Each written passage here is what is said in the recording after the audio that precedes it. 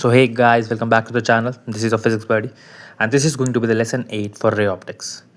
In the previous lectures, we have already covered reflection, refraction, TIR, refraction through curved surfaces, and now we'll be talking about the derivation aspects of lens maker's formula. We'll be deriving that lens for double convex lens as well as for double concave lens. Yeah, you heard it right. Apart from this, we have already covered different units on this YouTube channel. You can check them out. Modern physics has already been covered. These courses are specially aligned for CBSE Board 2026. So make sure you do check them out, like the video, subscribe to the channel, and let's get So started. basically in today's class, we'll talk about how the lens makers formula is can be derived. But before that, let's talk about the assumptions that are needed to be made in order to derive lens makers formula. तो formula क्या होता है उसके बारे में हमने बात कर ली थी, but still there are few assumptions that we need to understand how lens makers formula can be derived. So सबसे पहला यही था कि जितनी भी रेज होंगी they should be paraxials. Paraxial rays का मतलब मैंने तुम्हें बताया था कि ये बहुत छोटा एंगल बनाएंगी प्रिंसिपल एक्सिस के साथ. नेक्स्ट हम इसके यहाँ पे बात कर सकते हैं कि जो लेंस का अपर्चर होगा it should be very small. So we can say the aperture of the lens is small. अब एग्जाम में जनरली ये जो क्वेश्चन है 3 मार्क्स में आता है कि आप लेंस मेकर्स फॉर्मूला डेराइव करो, लेकिन कुछ कुछ केसेस में कुछ कुछ साल में 5 मार्क्स में भी आया है. तो 5 मार्क्स में जब ये आया है तो उसके अंदर हमसे पूछा गया पहले तो बताओ लेंस मेकर्स फॉर्मूला क्या होता है. Then they asked us what are the assumptions that are needed to be made in order to derive lens makers formula. और दो पॉसिबल केसेस हो सकते हैं. पहला कि हमसे पूछा जाए lens makers formula double convex lens के लिए क्या होगा, और दूसरा हमसे पूछा जा सकता है what is the lens makers formula for double concave lens. तो दोनों के दोनों केसेस को हम आज समझ रहे होंगे, देख रहे होंगे. और सबसे इंपॉर्टेंट बात यह है कि दोनों केसेस में जो रिलेशन है वो सेम आता है, सिमिलर आता है. कोई डिफरेंस एज सच हम उसके अंदर नोट नहीं करते. दूसरा सबसे इंपॉर्टेंट पॉइंट यहाँ पे assumption के दौरान जो हम चूज करते हैं वो ये कि जो भी हम लेंस यूज कर रहे होंगे वो जो लेंस है वो काफी थिन होगा. So here we can say the next important assumption here is the lens used is thin so that the distances measured from its surface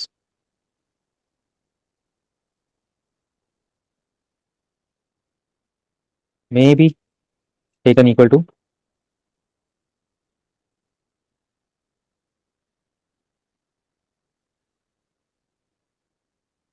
those measured from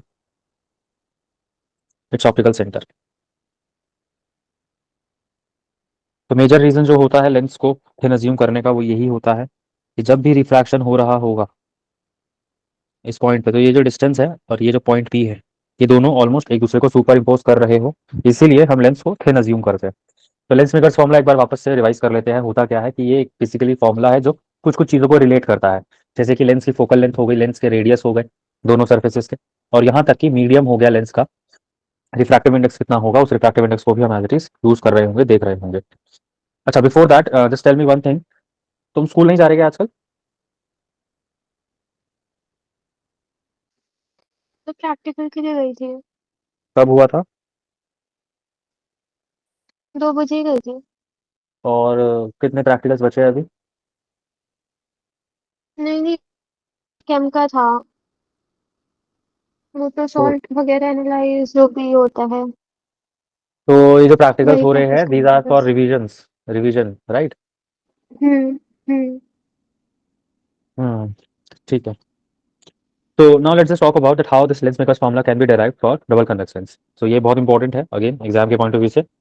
board के अंदर हर साल सवाल आता है यहाँ से, तो इसी चीज को हम ध्यान में रखते हुए will be deriving lens makers formula for double convex lens. जैसा कि इसका नाम सजेस्ट करता है, लेंस जो भी हम बनाने वाले हैं, प्रिपेयर करने वाले हैं, उसको देखने के लिए, समझने के लिए हम इस फॉर्मूला का इस्तेमाल करते हैं. अब मेजरली यहाँ पर एज सच तो कोई बहुत ज़्यादा मुश्किल डेरिवेशन नहीं है, बट हाँ जो सबसे ज़्यादा इंपॉर्टेंट पार्ट है वो यही है कि तुम जो भी कंसीडर करोगे वो चीज़ें हमें मेंशन करनी है बहुत अच्छे से, क्योंकि एज सच डेरिवेशन कोई बहुत ज़्यादा डिफिकल्ट नहीं है. तो सिंपल सा मैंने एक डबल कॉन्वेक्स लेंस अज्यूम करा, और जो डबल कॉन्वेक्स लेंस होगा इसके दोनों सर्फेसिस के जो रेडियस है उनको हम डिफरेंट लेंगे. तो एक सर्फेस का रेडियस मैं R1 मान लूंगा, दूसरे सर्फेस का रेडियस मैं R2 मान लूंगा. तो सिंपल सा होगा क्या, मैं यहाँ पे अज्यूम करूंगा कि मेरे पास कोई ऑब्जेक्ट है O, इस O ऑब्जेक्ट से रेज निकलेंगी और ये रेस ऐसे जाके लेंस के सरफेस को हिट करेंगी, पहले सरफेस को जहाँ पे फर्स्ट रिफ्रैक्शन होगा. तो अब होगा क्या, हमें ऑलरेडी पता है ये चीज़ कैसे देखते हैं. इस सरफेस की वजह से जैसे ही रिफ्रैक्शन होगा तो एक नॉर्मल हम यहाँ देख रहे होंगे, ये जो नॉर्मल होगा ये सेंटर से पास कर रहा होगा इस सरफेस के, तो इस डिस्टेंस को हम बोल देते हैं r1, कुछ इस तरीके से। लेकिन समझने वाली बात यह है कि जब रिफ्रैक्शन होगा पहले सरफेस में तो light will bend towards the normal like that. एक एक पॉइंट को ढंग से समझना है यहाँ पे। तो जिस पॉइंट पे इसने फर्स्ट सरफेस को हिट करा उस पॉइंट को मैं m नाम दे देता हूँ। सिमिलरली जिस पॉइंट पे ये सेकंड सरफेस को हिट करेगा उसको मैं n नाम दे देता हूँ। तो अगेन क्या होगा, जैसे ये दूसरे सरफेस पे पहुंचेगा हम एक और नॉर्मल देख रहे होंगे यहाँ पे। तो ये जो नॉर्मल होगा ये कुछ ऐसे पास कर रहा होगा। अब अगेन इस पॉइंट के अबाउट लाइट रे will bend towards away from the normal. Away from the normal का मतलब क्या है कि कुछ ऐसे चली जाएगी और यहाँ पे हमें फाइनल इमेज मिलेगी ऑब्जेक्ट की, जो हमारा ओ ऑब्जेक्ट था उसकी फाइनल इमेज हमें इस पॉइंट पर मिल रही होगी। समझने की बात यह है कि पहले रिफ्रैक्शन की वजह से जो भी हमें इमेज मिलेगी वो सेकंड रिफ्रैक्शन के लिए एज एन ऑब्जेक्ट काम करेगी। तो वैसे अज्यूम कर सकता हूँ कि ये लाइट रे अगर यहाँ पे कोई सरफेस नहीं होता और अगर मैं इसको एक्सटेंड करता तो ये कुछ इस पॉइंट पे जाती और यहाँ पे मैं बोल सकता हूँ कि मुझे कोई मेरी इमेज मिलेगी जो सेकंड सरफेस के लिए एज एन ऑब्जेक्ट काम करेगी। तो एक एक चीज को जरा ध्यान से समझना है यहाँ पे। सबसे पहला तो पहले सरफेस के लिए जहाँ पे एम पॉइंट बनाया है उस सरफेस के लिए जो रेडियस होगा मैंने उसे r1 कह दिया। सिमिलरली दूसरे सरफेस के लिए जो रेडियस होगा वो दूसरे सेंटर से पास कर रहा होगा, इसको मैं r2 बोल देता हूँ। अब इंपॉर्टेंट बात क्या है यहाँ पे, ये नॉर्मल है at m। Similarly this is normal again at n।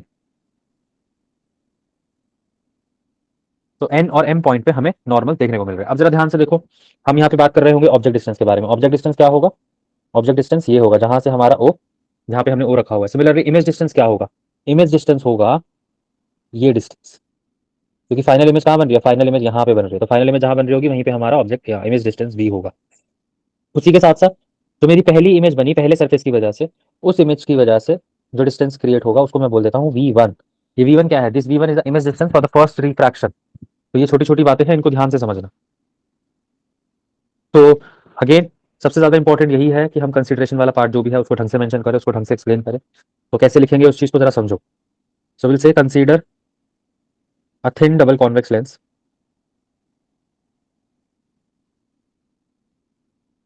of refractive index mu2 placed in medium of refractive index mu1। तो यहाँ पे हम बाहर वाले मीडियम को mu1 रिफ्रैक्टिव इंडेक्स से रिप्रेजेंट कर रहे होते हैं और अंदर वाले को mu2 से। और ये चीज़ हम क्लियरली मेंशन कर देते हैं कि यहाँ पे जो mu1 होगा वो छोटा होगा mu2 से। तो हम यहाँ पे एक पॉइंट मेंशन करते हैं, पॉइंट्स मेंशन करते हैं, जैसे कि एक ये वाला पॉइंट इसको मैं बी कह देता हूँ और एक ये वाला पॉइंट इसको मैं डी कह देता हूँ। ये जो बी डी पॉइंट होंगे ये दो पोल्स होंगे उन दोनों रिफ्रैक्टिंग सर्फेसिस के। इस चीज को भी मैं यहाँ पे मेंशन कर देता हूँ। So will simply say let B and D be the poles and C1 C2 be the center of curvature of two surfaces। दो सर्फेसिस है तो दोनों सर्फेसिस के लिए सब चीजें मेंशन करेंगे। तो सेंटर ऑफ कर्वेचर ये मेरा C2 पॉइंट हो जाएगा और ये वाला मेरा C1 पॉइंट हो जाएगा। तो सेंटर ऑफ कर्वेचर से ही पोल का डिस्टेंस जो होता है या सेंटर का डिस्टेंस जो होता है वही होता है मेरा किसके बराबर, रेडियस के बराबर। तो कुछ इस तरीके से हम इस चीज को मेंशन कर रहे होंगे। Last but not the least and R1 R2 be the radii of curvature. Exam में बहुत अच्छे से ये चीज मेंशन करनी है। जो भी हम कंसीडर कर रहे हैं, जो भी हमने अज्यूम किया है वो सब चीजें हम बहुत क्लियरली अच्छे से मेंशन करेंगे। अब जरा ध्यान से देखना है यहाँ पे, इस पॉइंट को मैं ए नाम दे देता हूँ और इस पॉइंट को मैं सी नाम दे देता हूँ। तो अगर मैं ए बी सर्फेस पे रिफ्रैक्शन देखूँ तो कैसे देखूंगा, तो कैसे देखेंगे जरा तो समझो। So will simply say for refraction at surface A B और you can say A B सी, तो हमें क्या मिल रही होगी, क्या इक्वेशन मिल रही होगी रिफ्रैक्शन की। तो रिफ्रैक्शन की इक्वेशन हमने कैसे निकालना सीखा था, उस चीज को जरा याद करने की कोशिश करो। क्या बताया था हमने, रिफ्रैक्शन की इक्वेशन कैसे निकालते हैं। तो रिफ्रैक्शन की इक्वेशन होती है वो कुछ ये निकल कर आती है, mu one minus mu two one upon R, mu two mu one minus mu one upon U minus mu two upon V. इसको थोड़ा सा और सिंप्लीफाई कर सकते थे हम, और इस जनरल इक्वेशन को हम यहाँ पे लेके चल रहे होंगे कॉन्वेक्स और कॉन्केव दोनों केसेस के लिए। तो mu two by V minus mu one upon U is equals to mu two minus mu one upon R. तो ये इक्वेशन एज इट इज हम लिख देंगे। अब समझो इसमें क्या है, इस इक्वेशन को कैसे याद रखना है। तो सिंपल सा यहाँ पे तुम समझ सकते हो कि म्यू टू क्या है, जिस मीडियम में लाइट रे गई उसका refractive index divided by V, V क्या है इमेज जहां बनी, minus mu one upon mu, mu one क्या है जहां से गई लाइट, और यू क्या है ऑब्जेक्ट डिस्टेंस, तो मीडियम में ऑब्जेक्ट डिस्टेंस कितना था। तो यही सेम चीज अगर मैं अप्लाई करके इक्वेशन लिखूं तो मैं यहाँ पे क्या मेंशन कर सकता हूँ, यहाँ पे मेंशन कर सकता हूँ mu two upon V one minus mu one upon U. और ये किसके बराबर था, ये बराबर था mu two minus mu one upon क्या हो जाएगा यहाँ पे R one. So this is going to be my first equation. ये कहाँ से आई इक्वेशन? ये इक्वेशन आई रिफ्रैक्शन एट कर्व सर्फेसेज जो हमने पढ़ा था उसको यूज करके। सिमिलरली यही सेम चीज हम अप्लाई करेंगे दूसरे रिफ्रैक्शन के लिए भी, दूसरे सरफेस के लिए भी जहां पे रिफ्रैक्शन हमने देखा। तो हम सिंपल सा बोलेंगे similarly for refraction at surface ADC। So what can I right here? I can right वापस से सेम प्रोसेस। अब लाइट रे कहाँ गई है? म्यू वन मीडियम में गई है, डिवाइडेड बाय इमेज डिस्टेंस कितना है V, तो mu one upon V minus कहाँ से गई? म्यू टू से गई। म्यू टू अपॉन कितना इमेज डिस्टेंस होगा? ऑब्जेक्ट डिस्टेंस होगा इनिशियली। अब ये U1 जो इमेज I1 जो इमेज हमारे पास जनरेट हुई, ये I1 ही सेकंड रिफ्रैक्टिंग सरफेस के लिए एज एन ऑब्जेक्ट काम करेगी। तो यहाँ पे मैं लिख सकता हूँ म्यू टू बाई V1 और ये बराबर होगा किसके? ये बराबर होगा mu one minus mu two by R2 के। सो this is become my second equation. ये दोनों के दोनों इक्वेशन कैसे आई ये समझ आया? सर म्यू वन माइनस या mu two minus mu one होगा second mu one equation minus में। Mu two, mu one minus mu two. कैसे याद रखना है? रे कौन से मीडियम में गई माइनस कौन से मीडियम से गई। तो पहले रिफ्रैक्शन में बाहर से अंदर जा रही थी तो mu two minus mu one, जिसमें गई माइनस जिससे गई। बाद वाले में क्या लिखेंगे? दूसरे रिफ्रैक्शन के लिए लाइट रे वापस कौन से मीडियम में गई? बाहर मीडियम में गई, तो म्यू वन पहले आएगा। Mu one minus mu to कहाँ से गई? म्यू टू से गई अपॉन R2। R2 मतलब उसका रेडियस ऑफ कर्वेचर। तो ये आ गई हमारे पास सेकंड इक्वेशन। अब इन दोनों इक्वेशंस को बस हमें ऐड करना है और हमें लेंस मेकर्स फॉर्मूला मिल जाएगा। दैट्स ऑल वी कैन से और you can understand about lens makers formula. तो कैसे इसको लिखेंगे जरा इस चीज को ध्यान से देखो। तो will simply say adding equation 1 and 2 we get, ध्यान से एक चीज समझना इसको हम कैसे लिख रहे होंगे। So mu two by V1 minus mu one by U plus करना है हमें। So mu one by V minus mu two by V1 is equals to mu two minus mu one by R1 plus mu one minus mu two by R2। ये आ जाएगा। तो यहाँ से mu two by V one और mu two by V one तो cancel हो जाएगा और यहाँ से मैं म्यू वन को कॉमन निकाल सकता हूँ। तो म्यू वन को कॉमन निकालूंगा तो ये हो जाएगा one by V minus one by U is equals to, यहाँ से भी सेम प्रोसेस रिपीट करता हूँ। Mu two minus mu one को कॉमन निकाल लेता हूँ। तो mu two minus mu one को कॉमन निकालने का मतलब है यहाँ पे कि ये 1/R1 हो जाएगा और यहाँ आ जाएगा -1/R2 कुछ इस तरीके से। तो हमने क्या कर दिया? हमने बस चीज़ों को कॉमन निकाला है, सॉल्व करा है इक्वेशन को। कोई बहुत बड़ा प्रोसेस नहीं है, बहुत सिंपल है। So one by V minus one by U बराबर आ जाएगा mu two minus mu one upon mu one के, और यहाँ आ जाएगा 1/R1 माइनस 1/R2। अब जरा इस इक्वेशन को ध्यान से देखो। तो one by V minus one by U क्या पढ़ा है हमने? One by V minus one by U हमने पढ़ा है फोकल लेंथ, फोकल लेंथ का रिलेशन होता है ये।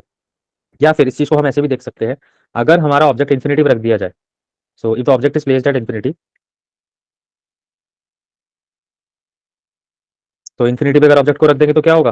जो मेरा यू है वो इनफाइनाइट हो जाएगा और जो इमेज होगी वो कहाँ बनेगी? जब ऑब्जेक्ट इन्फिनिटी पर होता है तो इमेज फॉर्मेशन कहाँ देखने को मिलती है? ये देखने को मिलती है फोकस के ऊपर। तो image will be formed at the focus. तो अगर इमेज फोकस पे मिल रही होगी तो मैं कह सकता हूँ कि जो मेरा वी होगा वो बराबर हो जाएगा किसके? एफ के। और वी अगर एफ के बराबर हो गया तो फॉर्मूले में मेरे पास चेंज आएगा, one by V minus one by U की जगह मैं वन बाई एफ लिख सकता हूँ। और यही चीज़ बराबर होगी मेरी mu two upon mu one minus one into one minus one by R two. इस रिलेशन को ही हम बोलते हैं lens makers formula. This is known as lens makers formula. अब समझने की बात यहाँ पे बस इतनी सी है कि जनरली जो हम लेंस बनाते हैं उसके लिए जो पहला मीडियम होता है जहाँ से लाइट रे एंटर करे वो होता है एयर। तो सिंपल सा यहाँ पे ये एक स्पेशल केस है when the lens is placed in air, जो कि जनरली होता भी है। जनरली हमें यही देखने को मिलता है कि जितने भी हमारे लेंसेज है वो कहाँ रखे होंगे? एयर में रखे होंगे। तो जो म्यू वन है उसकी वैल्यू वन आ जाएगी और म्यू टू को मैं म्यू मान सकता हूँ कंसीडरिंग क्योंकि जो भी लेंस मटेरियल है उसका रिफ्रैक्टिव इंडेक्स म्यू है। Therefore the lens makers formula becomes, lens makers formula क्या बन जाएगा? लेंस मेकर्स फॉर्मूला में चेंज आएगा और हमको चेंज हम इस तरीके से देख सकते हैं कि one by F is equals to, mu two की वैल्यू तो म्यू हो गई, म्यू वन की जगह वन लिख सकते हैं। तो mu minus one into one upon R one minus one upon R two, this is going to be the relation for the lens makers formula. यही वो रिलेशन है, बहुत इंपॉर्टेंट है, बहुत ज़्यादा देखा जाता है ये। डबल कॉन्वेक्स लेंस के लिए है ये रिलेशन। ये रिलेशन हमें आता होगा तो हम वो सवाल इजीली सॉल्व कर पाएंगे। तो इस छोटी सी चीज़ को खास, छोटी सी चीज़ का खास ख्याल रखना है। यही सेम चीज़ हम कॉन्वेक्स के लिए हमने करी, अब यही सेम चीज़ हम कॉनकेव के लिए भी करेंगे। तो कॉनकेव कॉनकेव के लिए करते हैं, देखते हैं कैसा रिजल्ट आता है, फिर उसके बारे में बात करते हैं। तो इसी के बाद नेक्स्ट हेडिंग डालो, lens makers formula for double concave lens. अगर डबल कॉन्केव लेंस के लिए यही सेम चीज़ दिखे तो क्या होगा? देखो सिंपल सा, तुम्हें तो पहले रिफ्रैक्शन थ्रू कर्व सर्फेसेस पता होना चाहिए, दूसरी चीज़ पता होनी चाहिए रे डायग्राम कैसे बनेगा वो। अगर ये दोनों चीज़ें पता है तो इजीली कोई भी क्वेश्चन या कोई भी रिलेशन हम डेराइव कर सकते हैं। तो हम यहाँ पे क्या अज्यूम करेंगे, हम यहाँ पे अज्यूम करेंगे कि मेरे पास एक कॉन्केव लेंस है, डबल कॉन्केव लेंस है, कुछ इस तरीके से होगा, और एक ऑब्जेक्ट रखा हुआ है यहाँ पे।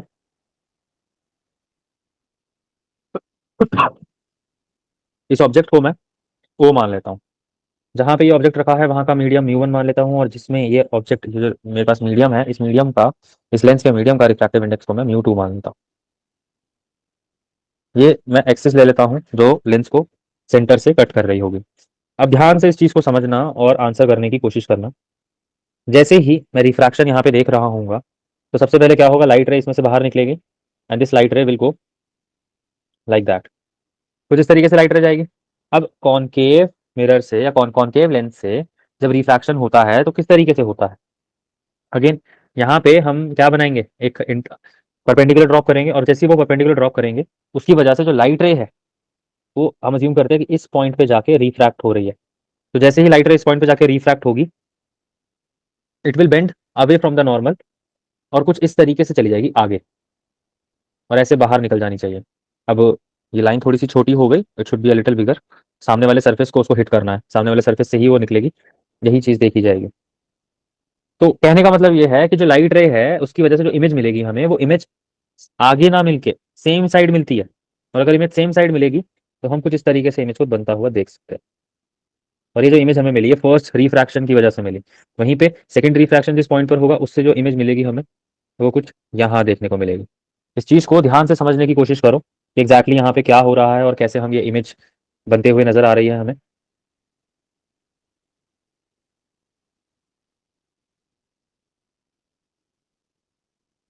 पहले रिफ्रैक्शन की वजह से जो इमेज है, ऑब्वियसली अभी कॉनकेव लेंस है तो कॉनकेव लेंस डाइवर्जिंग होगा नेचर में, अगर डाइवर्जिंग होगा तो लाइट रे डाइवर्स करेगी, और डाइवर्स करेगी तो इमेज जो बनेगी वो रियल बनेगी। तो पहले केस में हमने मान लिया इमेज हमारी आई वन बनी, और यही आई वन इमेज सेकंड सर्फेस के लिए एज अ क्या काम करेगी, एज एन ऑब्जेक्ट काम करेगी। तो सबसे पहले हम यहाँ पे बोल सकते हैं कि ये डिस्टेंस मेरा यू हो जाएगा। इसके बाद हम बोल सकते हैं आई वन से जो डिस्टेंस है ये वी वन हो जाएगा, और फाइनली जो आई से डिस्टेंस है इसको मैं वी बोल सकता हूँ। सेम चीजें जो हमने वहां पे कंसीडर करी थी वही सेम चीजें हम यहाँ पे भी कंसीडर करेंगे, and even we'll write those things as well. So will simply say consider a thin double concave lens of refractive index mu2 placed in a medium of refractive index mu1। वही सारी की सारी same चीज है कि जो mu1 है वो छोटा होगा mu2 से, और पॉइंट्स को नाम देंगे। तो हमने बी और ई दोनों के दोनों पोल्स हमने नेम कर दिया। तो will simply mention let B and E be the poles and r1 r2 be the radii of curvature. r1 r2 को हमने रेडियाई ऑफ कर्वेचर बोल दिया ऑफ टू रिफ्रैक्टिंग सर्फेसेस, और वो जो रिफ्रैक्टिंग सर्फेसेस है हमारे उनको हमने नाम दे दिया A B C D E F. So A B C and D E F. तो ये प्रॉपर इस तरीके से चीज़ों को मेंशन करना होगा, इस बात को ध्यान से समझना है। देन हम क्या करेंगे, सबसे पहले एबीसी सरफेस के लिए रिफ्रैक्शन को लिखने की कोशिश करेंगे, वही सेम फिनोमिना है, कुछ अलग नहीं है, ध्यान से समझने की कोशिश करना। तो हम यहाँ पे क्या लिख सकते हैं, for A B C surface refraction occurs such that, तो रिलेशन होगा सारी की सारी फिजिकल क्वांटिटीज के बीच में, हम उनको लिख सकते हैं। तो लाइट रे कौन से मीडियम में गई, म्यू टू में गई, तो इमेज डिस्टेंस क्या हो जाएगा, वी वन हो जाएगा। लाइट रे कौन से मीडियम से गई, म्यू वन से गई, ऑब्जेक्ट डिस्टेंस क्या हो जाएगा, यू हो जाएगा, और यही चीज बराबर होगी mu two minus mu one upon R के। This is going to be my first equation, इसी को मैं फर्स्ट इक्वेशन लिख रहा हूँ। सिमिलरली अभी जो आई वन इमेज मेरे को मिलेगी, ये आई वन इमेज ही कैसे काम करेगी, ये एक्ट करेगी as an object for the second surface, और you can say for the refraction through second surface. तो ये जो आई वन इमेज है ऑब्जेक्ट की तरह काम करेगी for the refraction at surface D E F. तो हम इसी चीज को यहाँ पे मेंशन करेंगे, the image I one acts as an object for refraction at surface DEF। So relation क्या मिल जाएगा हमें, लाइट रे कौन से मीडियम में जा रही है, म्यू वन में जा रही है, कहाँ से जा रही है, ऑब्जेक्ट मतलब इमेज डिस्टेंस क्या है, वी है, कहाँ से जा रही है, म्यू टू से जा रही है, इमेज ऑब्जेक्ट डिस्टेंस क्या था मेरा इस बार, V1, और यही चीज बराबर होगी mu one minus mu two upon R के। Now this is going to be the same equation, same both of those equations which we formed in the earlier case, in the convex lens case। Refraction अलग होने की वजह से equation पे कोई खास फर्क नहीं पड़ता, सेम प्रोसेस रिपीट करेंगे, दोनों इक्वेशंस को ऐड करेंगे और हमारे पास रिजल्ट आ जाएगा।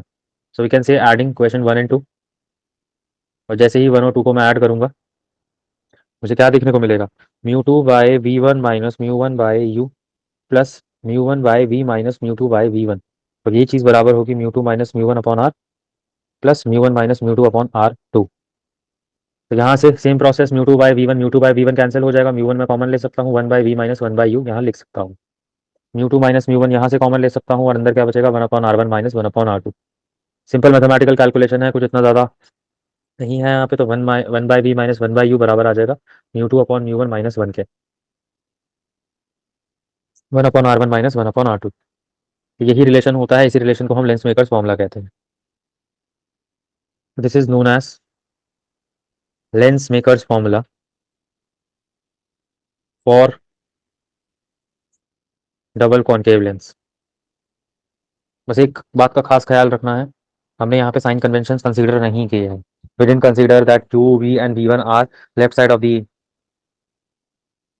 होल और you can say left side of the lens, centre of the lens, तो हम उसको नेगेटिव ले, हमने ये चीज़ को अभी कंसीडर नहीं करा है। तो जब क्वेश्चन सॉल्व करते दौरान हम इस रिलेशन का इस्तेमाल कर रहे होंगे तो साइन कन्वेंशन को हमें ध्यान में रखना है। वही सेम केस हम यहाँ पे भी अज्यूम कर सकते हैं कि अगर हमारा object is placed at infinity तो यू मेरा क्या हो जाएगा, यू मेरा इन्फिनिटी के बराबर हो जाएगा, और अगर यू इन्फिनिटी के बराबर हो गया तो जो इमेज है ये कहाँ बनती हुई नजर आएगी हमें, ये हमें बनती हुई नजर आएगी फोकस पर। तो वी कैन राइट जो वी होगा मेरा वो बराबर हो जाएगा एफ के। तो अगेन जो रिलेशन है वो थोड़ा सा चेंज होगा, one by V minus one by U की जगह हम वन बाई एफ लिख सकते हैं, और ये बराबर आ जाएगा mu two by mu one minus one upon R one minus one upon R two. समझने वाली बात यह है जो हमें यहाँ पे याद रखनी है कि यही रिलेशन है जिसको याद रखना है, एयर वाला रिलेशन हर बार नहीं देखने को मिलेगा हमें, अगर कभी देखने को मिला तो ठीक है, लेकिन मैक्सिमम केसेस में तुम अज्यूम करना कि तुमको क्वेश्चन इसी तरीके से पूछा जाएगा कि लेंस जो है वो किसी मीडियम में रखा है और वो जो मीडियम है वो एयर नहीं है, तो ये रिलेशन उस केस में डायरेक्टली यूज होगा। लेकिन अगर लेंस को एयर में रख दिया जाए तो जो पीछे हमने रिलेशन पढ़ा था वही सेम टू सेम रिलेशन आ जाएगा, क्योंकि म्यू वन की वैल्यू जो है वो वन के बराबर हो जाएगी। तो हम यहाँ बोल सकते हैं कि जो वन बाई एफ है वो बराबर आ जाएगा mu minus one, one by R one minus one by R to.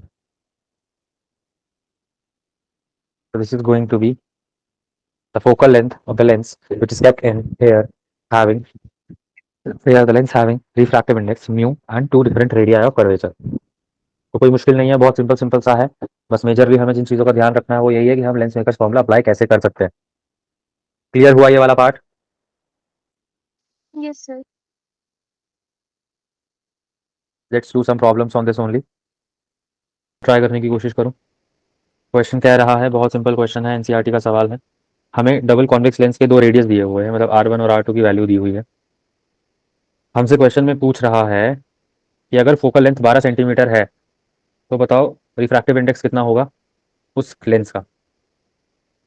So find refractive index of lens. ध्यान से सोचो और बताओ क्या आंसर हो सकता है। जो रिलेशन हमने पढ़ा है ऑब्वियसली हम वही रिलेशन का इस्तेमाल करेंगे। अगर हमसे सिर्फ रिफ्रैक्टिव इंडेक्स लेंस का पूछ रहा है तो हमको बाहर का जो मीडियम का रिफ्रैक्टिव इंडेक्स है वो वन मान के चलेंगे, या फिर एयर जो है वो अज्यूम करके चलेंगे कि एयर ही है यहाँ पे। दिमाग में एक जो चीज़ क्लियर होनी चाहिए वो है साइन कन्वेंशन, कौन सी चीज़ को पॉजिटिव और कौन सी चीज़ को नेगेटिव लिया जाएगा। अगर तुम डेरिवेशन को याद करो तो इस तरफ हम आर वन लेते थे और इस तरफ हम आर टू लेते थे, तो ये आर वन पॉजिटिव आएगा कि नेगेटिव आएगा, जरा बताओ सोच के। Positive. सिमिलरली ये आर टू जो है ये नेगेटिव हो जाएगा। तो बस इतनी सी बात ध्यान में रखनी है। और कॉन्वेक्स लेंस की जो फोकल लेंथ होती है वो भी पॉजिटिव होती है। साइन कन्वेंशन में ऑलरेडी हम इन चीज़ों के बारे में बात कर चुके हैं। तो जल्दी से इक्वेशन के अंदर सारी वैल्यूज को डालो और बताओ म्यू कितना आ रहा है।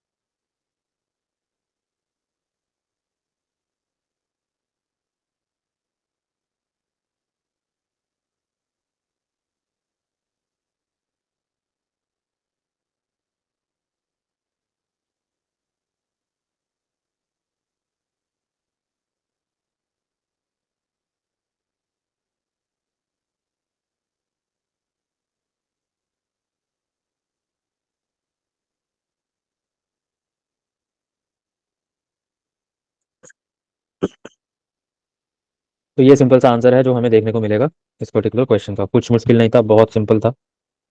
तुमको बस थोड़ी सी क्लैरिटी होनी चाहिए फॉर्मूला कैसे अप्लाई करना है उस चीज़। तो सवाल और करते हैं इसके ऊपर, इंपॉर्टेंट है बहुत ज़्यादा। मेरा -3/2 आ रहा है। -3/2 रिफ्रैक्टिव इंडेक्स नेगेटिव कैसे आ सकता है? और -3/2 ठीक है, 3/2 ठीक है, लेकिन माइनस नहीं आ सकता। तो माइनस आ रहा है तो गलत कर लो कुछ। साइन को जरा ढंग से देख। जो R2 है उसको मैं नेगेटिव लूंगा, R1 को मैं पॉजिटिव ही रखूंगा। यही साइन कन्वेंशन के हिसाब से देखा भी जाएगा।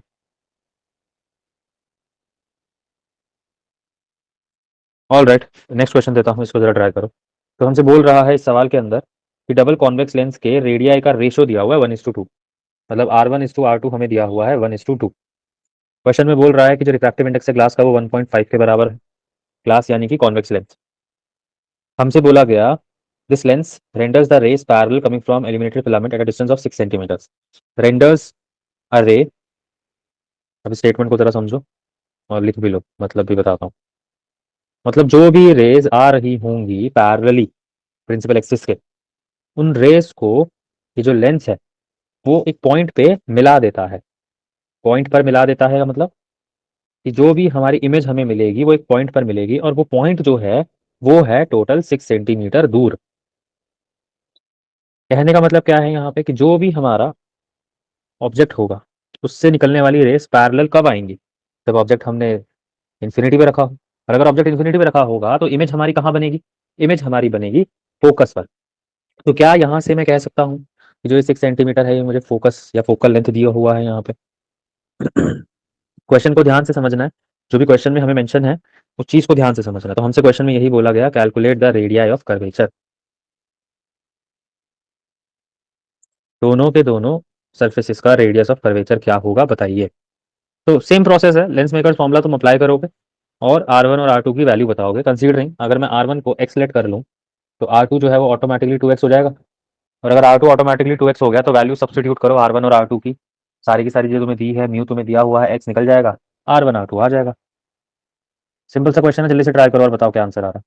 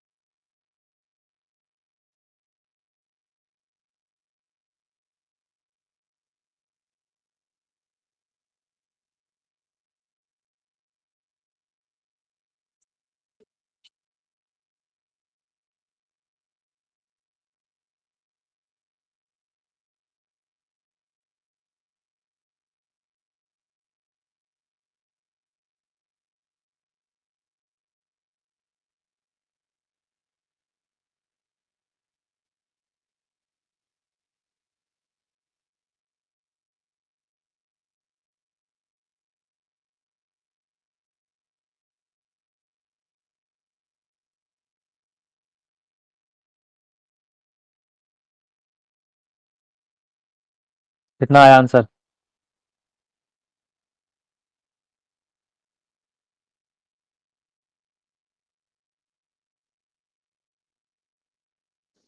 9/2। हम्म, ठीक है। सिमिलरली अगर R1 9/2 आया है तो R2 9 आ जाएगा। नेक्स्ट क्वेश्चन की ओर बढ़ते हैं। इस क्वेश्चन का आंसर करने की कोशिश करो। तो क्वेश्चन कह रहा है हमें, ये कॉन्वेक्स लेंस है जिसका रिफ्रैक्टिव इंडेक्स दिया हुआ है 1.52। इसकी फोकल लेंथ एयर में मेंशन करी हुई है हमें, तो फोकल लेंथ दी हुई है 15 सेंटीमीटर इन एयर। क्वेश्चन है find its focal length when it is emerged in liquid of refractive index 1.65। तो क्वेश्चन में बोला गया find its focal length when it is emerged in liquid of focal length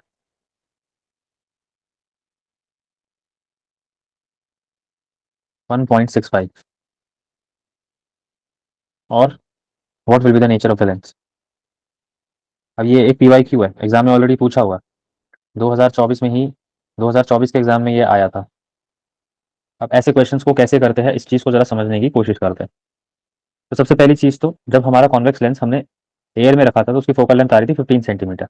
एक बारी इस वाले relation को जरा लिख कर देखने की कोशिश करते हैं। तो मैं सिंपल सा यहाँ पे बोलूंगा for convex lens in liquid, similarly for convex lens in air, सबसे पहले एयर वाले कॉलम की बात करेंगे जब हमने इसको एयर में रखा है। तो 1 by focal length in air is equals to mu of glass या फिर लेंस -1 इंटू 1/r1 -1/r2। ये रिलेशन होता है लेंस मेकर्स फॉर्मूला। तो यहाँ पे इस चीज़ को मैं क्या लिख सकता हूँ, 1.52 -1 1/r1 -1/r2। और यही चीज़ मेरी बराबर है फोकल लेंथ के 1/f के। तो जब कॉन्वेक्स लेंस को एयर में रखा तो कुछ इस तरीके से हमें देखने को मिली ये चीज़। सिमिलरली जब इसी कॉन्वेक्स लेंस को हम लिक्विड में ले जाएंगे, सो 1/f1 या 1/fl मान लेते हैं इसको। तो ये चीज़ किसके बराबर होगी, जरा ध्यान से सोचो। अगर मेरा बाहर की तरफ मीडियम लिक्विड हो जाएगा तो लाइट रे कहाँ से जा रही होगी, लिक्विड से ग्लास में जा रही होगी। तो ग्लास का refractive index divided by liquid का रिफ्रैक्टिव इंडेक्स, इस चीज़ को इस तरीके से लिखेंगे -1। याद करो क्या इक्वेशन पढ़ी थी हमने, किसको याद करने के लिए बोला था मैंने, μ2/μ1 -1। तो μ2 क्या हो जाएगा, μ2 हो जाएगा ग्लास का। μ1 क्या हो जाएगा, μ1 हो जाएगा जहां से लाइट रे जा रही है, वाटर से, लिक्विड से। तो μg/μl -1 1/r1 -1/r। तो ये हमारे पास इस पर्टिकुलर सेकंड केस के लिए आ जाएगा। तो हमसे पूछा गया कि फोकल लेंथ कितनी होगी जब इसको लिक्विड में डाल दिया जाए ऑफ रिफ्रैक्टिव इंडेक्स। यहाँ फोकल लेंथ लिख दिया मैंने, it should B refractive index. कि रिफ्रैक्टिव इंडेक्स कितना हो जाए, 1.65 हो जाए। तो फोकल लेंथ कितनी होगी हमसे ये पूछ रहा है। तो हम यहाँ से 1/r1 -1/r2 की वैल्यू निकाल लेते हैं। 1/r1 -1/r2 की वैल्यू निकाल कर इसमें डाल देंगे तो हमारे पास फोकल लेंथ आ जाएगा। कर सकते हैं हम ऐसा, बताओ जरा सोच के।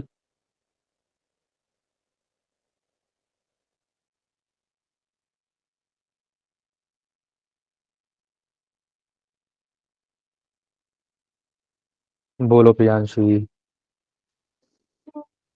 सर दोबारा बता दो, ये बहुत कंफ्यूजिंग लग रहा है। कंफ्यूजिंग जैसा कुछ नहीं है।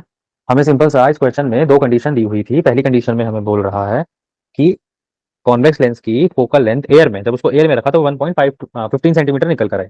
क्वेश्चन में हमसे बोला गया कि जब इस लेंस को मैं एयर की जगह लिक्विड में ले जाऊंगा तो जो डिफ्रैक्टिव इंडेक्स है लिक्विड का 1.65, जब मैं उसके अंदर इस लेंस को ले जाऊंगा तो उसकी फोकल लेंथ कितनी हो जाएगी, या फिर उसकी फोकल लेंथ में कितना चेंज आएगा वो बताना है हमें। तो हम क्या करेंगे, पहले हम इस कन्वेक्स लेंस को जब इसको एयर में रखा हुआ था उसके लिए मैं इक्वेशन लिख लूंगा। इक्वेशन कौन सी लिख लूंगा, लेंस मेकर्स फॉर्मूला। तो मेरे पास इक्वेशन आ गई 1/f एयर के अंदर बराबर 1.52 -1 इंटू 1/r1 -1/r2।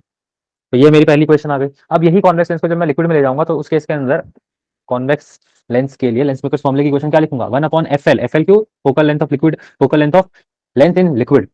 ये बराबर होगा μ2/μ1। μ2/μ1 पढ़ा था पीछे अभी हमने। μ2 क्या होता है, μ2 होता है refractive index of second medium जिसमें लाइट रे गई, कहां से गई, लिक्विड से गई, तो अपॉन म्यूएल। तो μg/μl -1 और ये 1/r1 -1/r2 as it is. अब हम इस क्वेश्चन को सॉल्व करने के लिए फोकल लेंथ निकालने के लिए क्या मैं ऐसा कर सकता हूँ कि 1/r1 -1/r2 की वैल्यू पहली क्वेश्चन से निकाल के दूसरी क्वेश्चन में सब्स्टिट्यूट कर दूं। और जैसे ही मैंने ये चीज करी मेरे पास फोकल लेंथ आ गई लेंस की उस लिक्विड के अंदर। इस छोटी सी चीज को समझना है बस। और ये जो वैल्यू आएगी ये नेगेटिव आ रही है।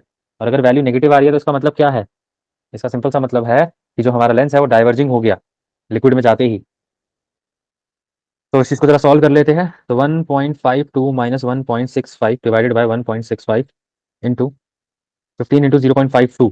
तो 15 इंटू 0.52, इस चीज को यहाँ से जैसे ही मैं सॉल्व करूंगा so I can write it as 0.13 divided by 1.65 into 15 into 0.52 1/fl। 0.13, 0.13 और 0.52 इसको मैं कैंसिल आउट कर सकता हूँ, बिल्कुल कर सकता हूँ। कितने पे आ जाएगा, ये 4 पे आ जाएगा। 13 4 ज़ा 52, that is going to be 4।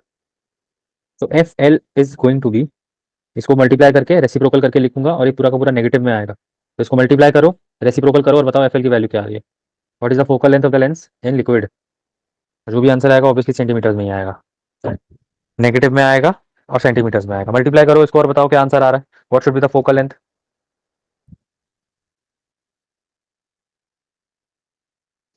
24.75। ढंग से देखो, 4 इंटू 15 करोगे 60 तो यही हो अच्छा गया। इंटू 4 भी है, ठीक है।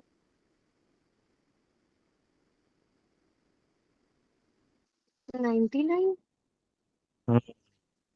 99 सेंटीमीटर्स। अब सोचो एग्जाम में ये क्वेश्चन आया 2024 के अंदर और आंसर -99 सेंटीमीटर आ रहा है, जो कि बिल्कुल सही है। अब इसको पहली बारी में अगर हम देखेंगे तो शायद हमको लगे कि हमने गलत सॉल्व किया, लेकिन हमको हमारे कंसेप्ट को लेके थोड़ा सा स्ट्रांग रहना है। We need to be confident about our concepts and whatever we have learned is correct. इसी के साथ एक और सवाल करते हैं, इसी से एसोसिएटेड, इसी से रिलेटेड, और ये सवाल अगर हमें समझ आ गया तो हम इस पर्टिकुलर टॉपिक के क्वेश्चंस इजीली कर लेंगे। तो क्वेश्चन ये कहता है हमें कि refractive index air to glass हमें दिया हुआ है, मतलब mu A by mu G, ये जो बराबर है ये 3/2 के बराबर है। तो इस चीज को मैं कैसे लिख सकता हूँ, उसको जरा समझना है।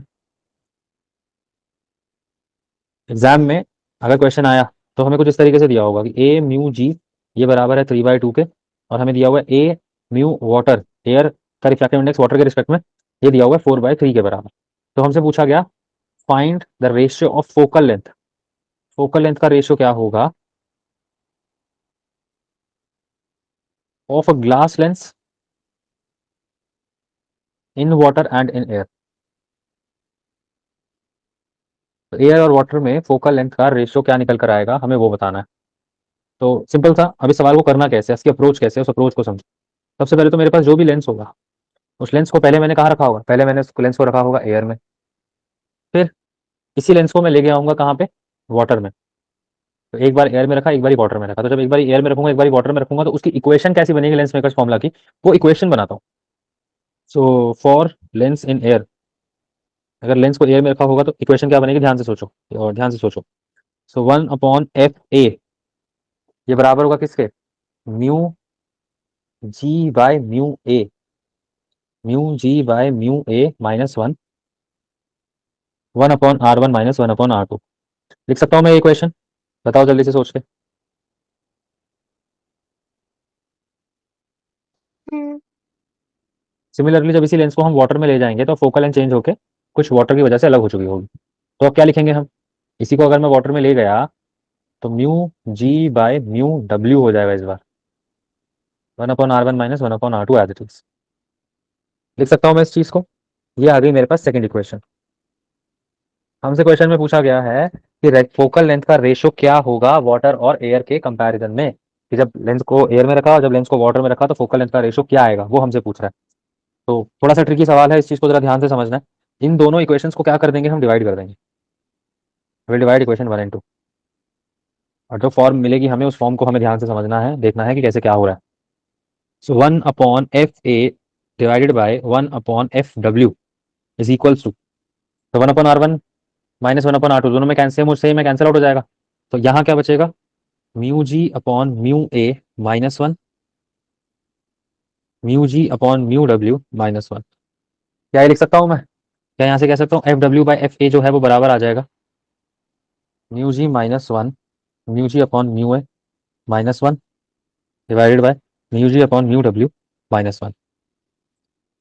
तो अब सवाल ये है हमारे पास कि हमको बस वैल्यू सब्स्टिट्यूट करनी है glass mu of G, mu of A, mu of G, mu of W की, तो हमारे पास आंसर आ जाएगा, दोनों का रेशियो आ जाएगा। तो अब ये वैल्यू कैसे लिख सकते हैं इसको समझना इंपॉर्टेंट है, इसको जरा समझो कैसे लिखा जाता है। तो ए म्यू जी इसकी वैल्यू हमें दी हुई है 3/2, इस वैल्यू का मतलब क्या है। सिमिलरली ए म्यू डब्ल्यू ये दिया हुआ है 4/3, तो इस वैल्यू का मतलब क्या है। तो ये दोनों वैल्यूज हमें समझनी है। अच्छा अब जरा ध्यान से देखो, म्यू ए म्यू जी को क्या लिख सकते हैं। So A mu G can be written as mu G by mu A, और ये वैल्यू है 3/2 के बराबर। सिमिलरली ए म्यू डब्ल्यू को हम क्या लिख सकते हैं, mu W by mu A, और ये हमें दिया हुआ है 4/3 के बराबर। इन दोनों इक्वेशंस को ना मल्टीप्लाई कर दो, तो mu G by mu A multiply by mu W by mu A, और हम एक और काम कर सकते हैं यहाँ पे, इन दोनों को रेसिप्रोकल, एक इक्वेशन को रेसिप्रोकल करके फिर मल्टीप्लाई कर दो, मतलब सेकंड इक्वेशन को रेसिप्रोकल करके मल्टीप्लाई कर दो, तो क्या आ जाएगा, mu A by mu W बराबर 3/4। इन दोनों को मल्टीप्लाई कर दो, तो mu A by mu W is equals to 3/2 into 3/4, कितना आ जाएगा 9/8। ये क्या आ गया, ये आ गया mu G by mu W की वैल्यू आ गई 9/8। अब देखो तुमको सारी की सारी वैल्यूज मिल चुकी है जो हमें सब्सटीट्यूट करनी है। Mu G by mu A, तो mu G by mu A 3/2 दिया हुआ है हमें ऑलरेडी, और mu G by mu W हमने निकाल लिया 9/8। तो इन दोनों वैल्यूज को सब्सटीट्यूट करो पीछे वाली इक्वेशन के अंदर, और मुझे बताओ कि रेशो क्या आ रहा है F_W/F_A का। Mu G by mu A is 3/2, mu G by mu W is 9/8। Value substitute करो और बताओ मेरे पास कि क्या वैल्यू आएगी F water bye F air की।